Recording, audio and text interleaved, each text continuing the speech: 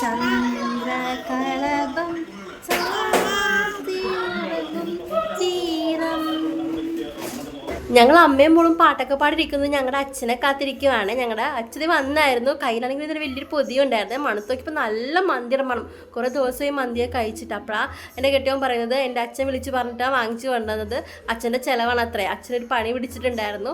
അപ്പോൾ അത് കഴിഞ്ഞായിരുന്നു. അപ്പോൾ അതിൻ്റെ ട്രീറ്റ് ആയിരുന്നേ. അപ്പോൾ ഞങ്ങൾ നേരെ തന്നെ വീട്ടിലോട്ട് വിട്ടായിരുന്നു. ഡ്രസ്സൊന്നും മാറാൻ നിന്നേച്ചില്ല.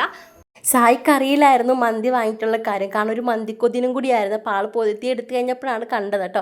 അത് കണ്ടു കഴിഞ്ഞിട്ടുള്ള സ്നേഹപ്രകടനമാണ് എന്നെ കാണിച്ചുകൊണ്ടിരുന്നത്.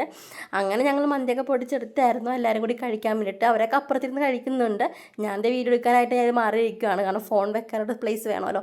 അപ്പം ഞാൻ അങ്ങനെ എടുത്ത് കഴിച്ചുകൊണ്ടിരിക്കുമായിരുന്നേ. അമ്മയും അച്ഛനും എൻ്റെ നാത്തൂനൊക്കെ ഉണ്ട് കേട്ടോ.